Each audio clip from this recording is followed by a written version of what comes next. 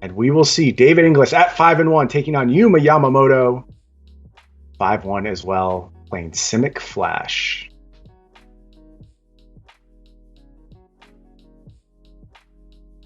I'll definitely briefly note, even though David's deck is, stock and feel, there is a lot of interesting card choices in this deck list. Lots of, 2-0s and 1-ofs.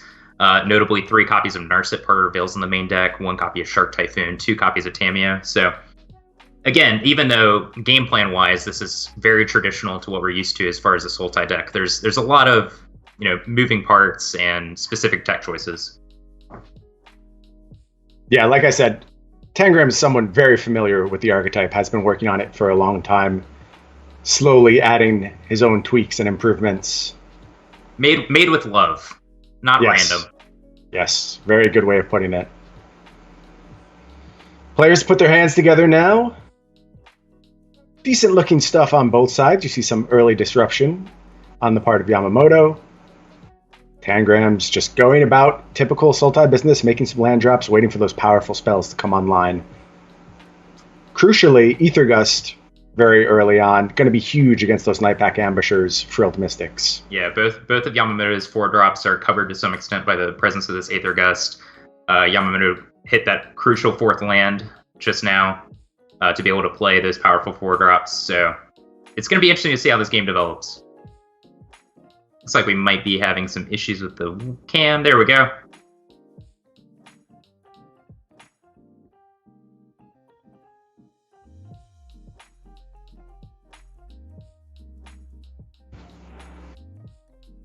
Players just grinding out land drops here. Slow and steady start to this first game. And really, as far as I can tell, other than this 1 copy of Heartless Act from David, there's really no punish for just jamming this Nightpack Ambusher on turn 4. Like, sure, it'll get Aether Gusted, but you can just try again on the next turn. Yep. Makes sense to me. And never be a shields down moment from Simic Flash, so... It's going to be interesting to see whether this Aether Gust wants to answer this Cultivate or not. This also acknowledges on the part of Tangrams, he says, if you want to play your 4-drop at sorcery speed, I will allow that. And we'll have to see how Yamamoto responds. Going to go ahead and Sinister Sabotage on that Cultivate, saving the Aether Gust. A little surveilling. So we kept on top. I like it. Yamamoto wants to find that 5th land so they can set up the 1-2 punch of, play a 4-drop. If it gets answered, I'll untap into Nissa. So that makes perfect sense to me. Yeah. And Yamamoto did not take the bait, not interested in jamming a 4-drop in that spot. Once the mana on this turn, again, makes perfect sense, heading into the 5-mana turn. Don't want to give your opponent a free Nissa here.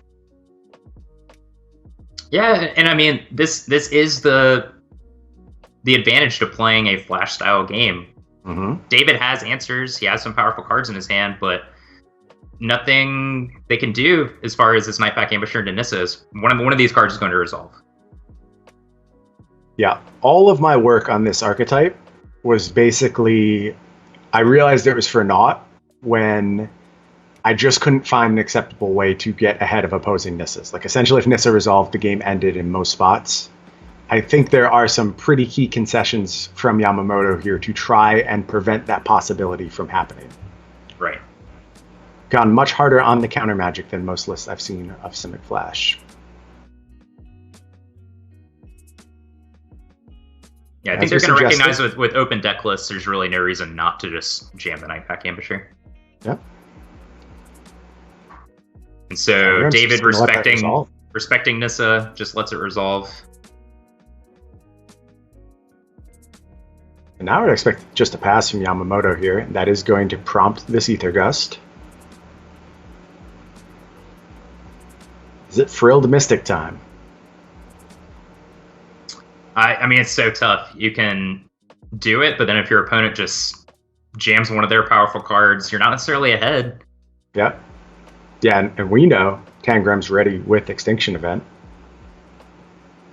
I think Yamamoto is consulting their opponent's deck list, so that's what you're seeing at the top of the screen. Just going to go ahead, let that Aether Gust resolve. And now Nissa comes down. Yep, only 2 Aether Gusts from David's deck that could answer this, and we've already seen one, so concludes that it's safe to play the Nissa, have Aether Gust at the ready.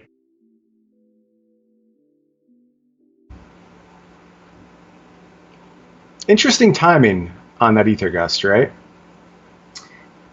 Yeah, it was at the beginning of combat, I believe. So, Right. So you save 4 life, and but you set up this scenario.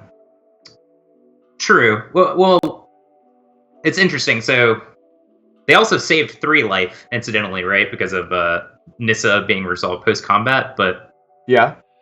right, so it's a weird spot because you can move to post combat and try to avoid the Night Pack trigger, or just fight during their opponent's instep and see if they do something to mitigate the wolf. But Right. yeah, I don't know. I mean, it's just a judgment call.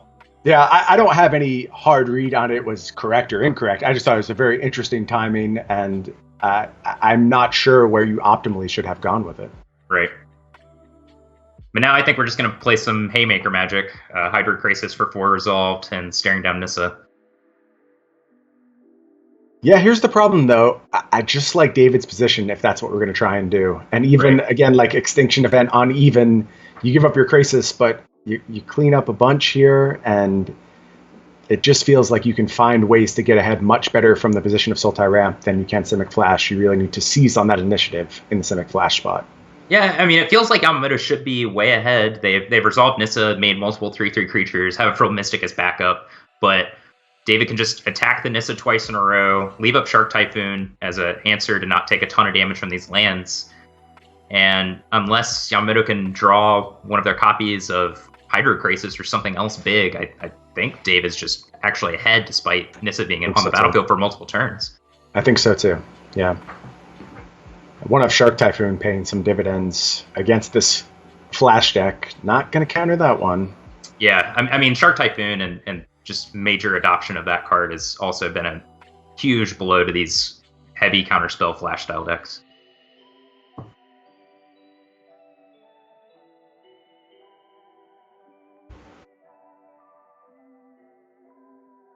We might just have to see Yamamoto pointing Aether Gust at Hydro Crisis. It doesn't feel good, but they might just feel like they need to leverage tempo. They can't just, go head to head and let Hydro Crisis kill this Nissa.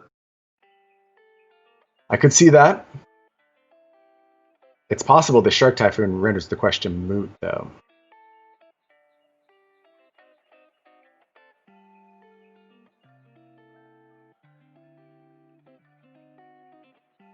Yeah, 5/5 Shark. Gonna go to 12 on this attack. Still a healthy enough life total, especially with Nissa dying on the following turn. I mean, even if it's eliminated on a land is going to be a big deal. It definitely feels like Tangram's starting to turn the corner here. Take control of this game. Just a land as a draw. Nothing too exciting there.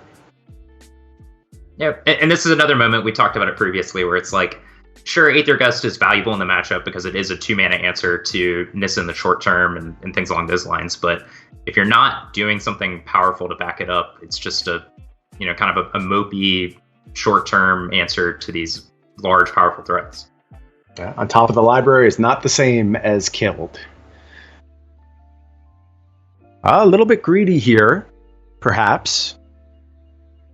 Just Hydroid Crisis at this Nissa means it will get another turn as it gets Aether Gusted. Yeah, a little surprised to see that instead of just sending the Shark if you want to take a more conservative approach. Yamamoto's had some cards rotting in their hand for a while. It's a pretty safe bet that they're some mixture of counterspells, lands, and Aether Gusts. I could buy that.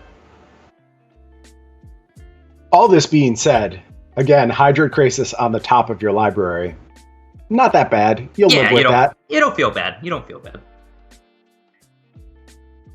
And between the Shark and the Eliminate, it's not like David's life total is being threatened too badly. Yeah, good protection here.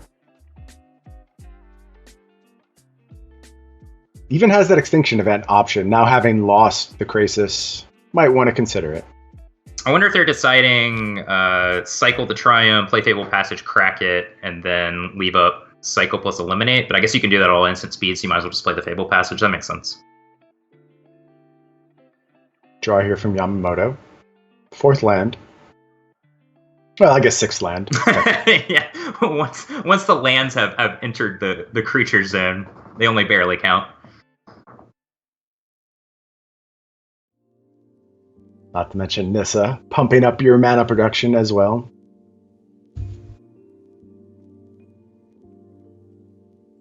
Yeah, I just don't really see a solution to this Hydro Crisis in the long term, as long as David's able to keep their life total above water. Yeah, and now Shark should have a clear path forward at that Nissa on the next turn. So that problem will be answered.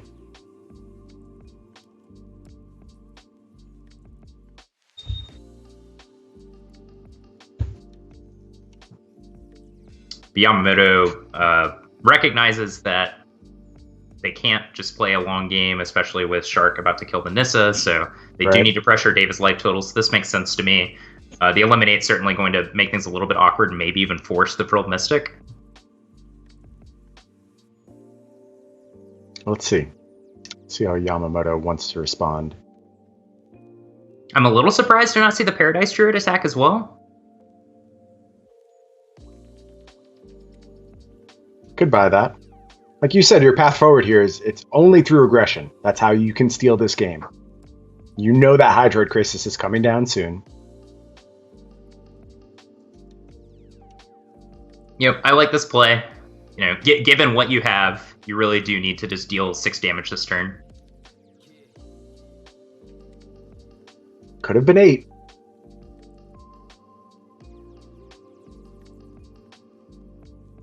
So I think what we're going to see is just David takes 6 damage, untaps, attacks down Nissa, goes ahead and plays Extinction Event as the test spell. See if that resolves. And then the backup is to play a Crisis that's small and hope that it's good enough. Yeah, the problem is if that last spell in hand for Yamamoto is like a hard counterspell, that's real bad. Yeah, okay. Yeah, I miscounted. I guess Hydro Crisis post-Extinction Event would still leave David dead on board. So this is actually a pretty tricky spot. Yeah, we're going to get a couple of redraws before we actually have to assess it because we do have these triomes, so Crisis can come to hand a little earlier. Right. So not sure what the hesitation is. It's either I want to shuffle away the Crisis or I don't. But David's consideration of potentially shuffling away the Crisis makes me believe that they're going to lead on Extinction Event.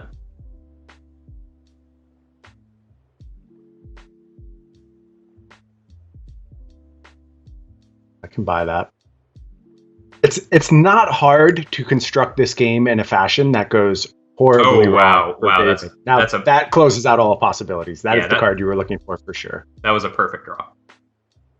So Thought Erasure eliminates any possibility of Extinction Event not resolving. Shark's going to take down Nissa. Extinction Event will happen, clean up the battlefield, and then the Crisis is in reserve. Yep, there's step 1 of this plan. Little surprised to not see the Thought Erasure first, but let me consult the deck list. Maybe there's just no punish here. Brazen Borrower. Yeah, 1 copy of Brazen Borrower. But that has flash, so it's like, it is what it is. You play it anyway, but... Right.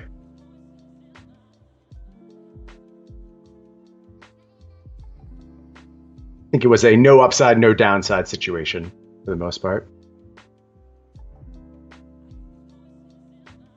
Well, there is the Thought Erasure. Going to go ahead and take that Ether Gust that has been not doing a whole heck of a lot. And now it's cleanup time. Extinction Event on even. And Yamamoto all out of options now. I'm still sad over the missed 2 point of damage. It's not going to matter, but like... You see how it could have, right? Like that game it felt squarely in hand for David, but there's a few points where things could have gotten out of control very, very quickly. I think very fortunate to get away with that game. Now headed to game 2, and we're headed to Zendikar Rising season. Majors, tell us all the cards that are in Zendikar Rising right now. I will not, but It is a cool set. I had to try. If you need to get your pre-orders in, head to starcitygames.com/ZNR. I am pumped for Zendikar. Always loved the original Zendikar block. Me too. I mean, the set's sweet, but also just standard rotation, regardless, is always a super fun time for me. Oh yeah, especially these days. I'm pretty excited about that standard rotation. Again, I'm okay with this format, but we're all ready for something new. I don't think it's any big secret there. Yeah, I mean, that's just kind of the way it is. At the end of any standard life cycle, despite how good or bad the format is, just something fresh is awesome, and that's what makes Magic great.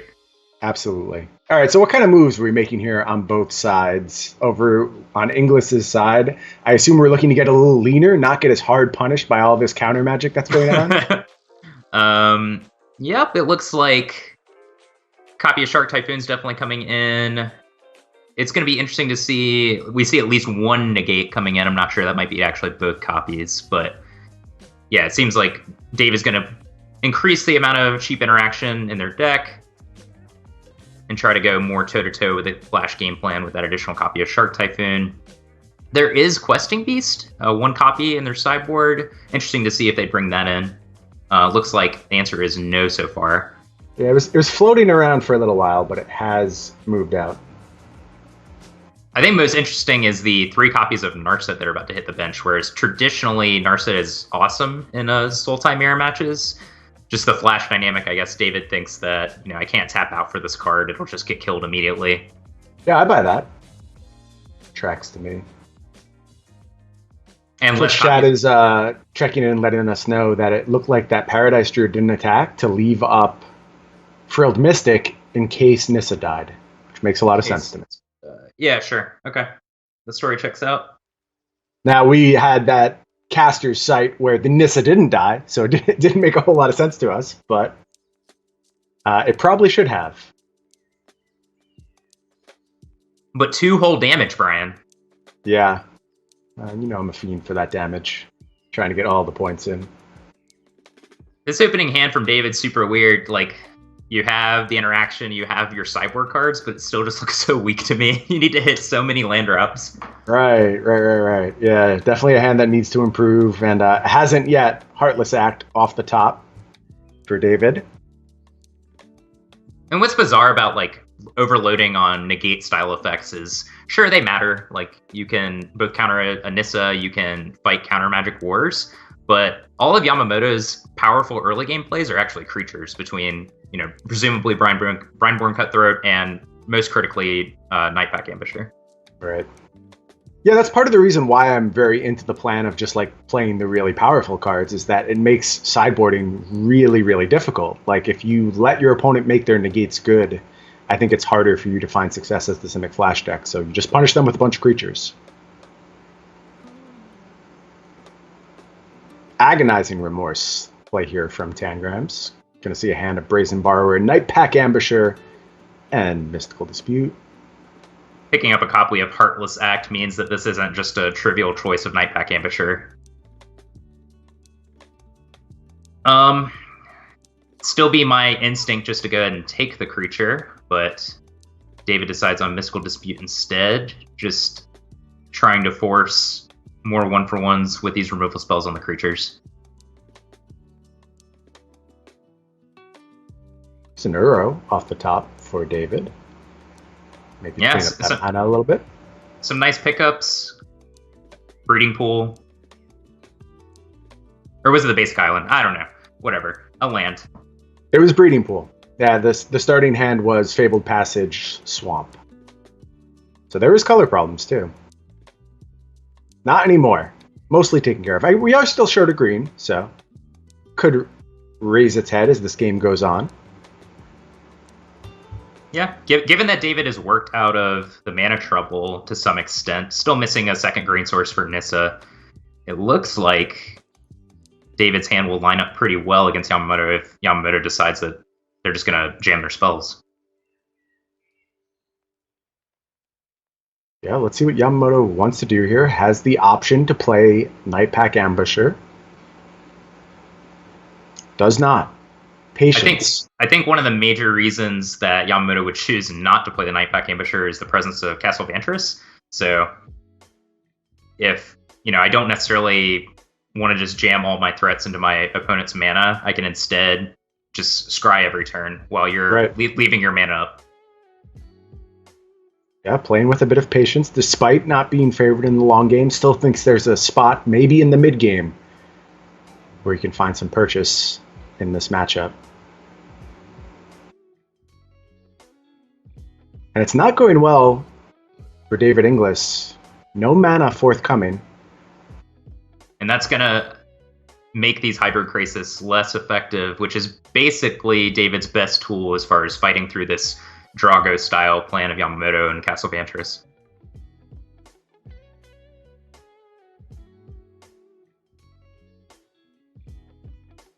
So it's going to get tough. Yeah, I think this is going to be a sticky game. Yeah, Dave. Okay, I like this play. X is 2, going to leave open a mana, maybe hope to find something untapped here. David recognizes that the combination of missing land drops and playing against Castle Vantress means that I can't just sit here and do nothing. Right. I can't really afford to just get my Nissa countered. So I'm kind of splitting the difference and critically casting Crisis for 2 instead of 3. So if I do hit my 6th land, which David did, then I can leave up a 2-mana interaction spell. So I really like this play. Yeah, heads up play for sure. Yamamoto lines up pretty well against it, though. Does have Negate available if he wants to challenge end turn removal spell here. And I suspect that David will wisely wait to fight on Yamamoto's turn so that if Yamamoto counters back, then at least Nightpack Ambusher won't generate a token. Right. Very smart. Also retains the option to negate here. Critically, Yamamoto not able to find a 7th land, which could have unlocked Nissa plus negate.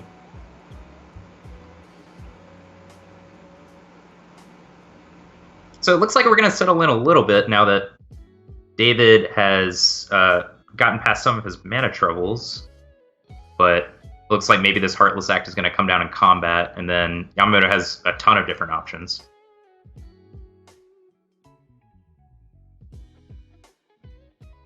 Here comes Heartless Act, targeting Nightpack Ambusher. Negate is the play from Yamamoto. I'm just a little surprised to see that. This could have been an opportunity to let Nightpack Ambusher die, play Nissa, and leave up Negate. Yeah. That seems like a promising line. Now fighting on Yamamoto's turn, they won't generate a Wolf token with the Nightpack Ambusher, and down a Negate. You don't necessarily just want to play Drago next turn.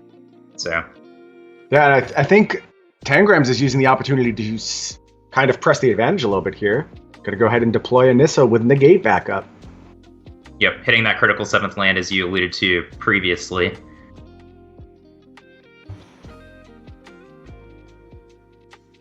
This is another knock against the Simic Flash setup, as opposed to something like we saw earlier, which was like the hybrid Sultai Ramp Flash setup, is that you are so incentivized to hit every single land drop in this standard format. Like, it's just so painful to ever miss because of situations like this.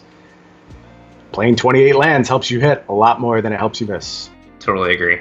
And not only that, like, although Nightpack Ambusher can snowball games all by itself, if things don't work out according to plan, you can see games like this where it's just kind of just a 4/4. It's not like Yamamoto can afford to just say go next turn.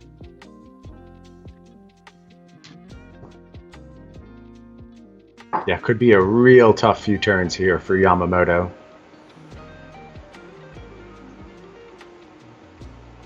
Breeding Pool gonna bring the beats. There's a second copy of Nightpack Ambusher. That's interesting.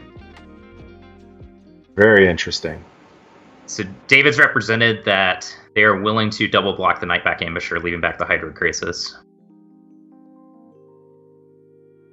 Now, whether they will actually do that if Yamamoto attacks, I think is a pretty different story. Yeah, we of course know. Few punishes to that available. David would give up his ability to play Negate, which is a pretty big deal on this turn. So I think this is probably going to be the critical point of the game. There's a ton of different decisions for both players. But I wouldn't be surprised to just see Yamamoto attack Nissa and see what David is willing to do. Okay, just go ahead and jam a Nissa here. That's going to get met with a swift negate, and that's just going to get a scoop from Yamamoto. Okay. My goodness, that was a dramatic reversal of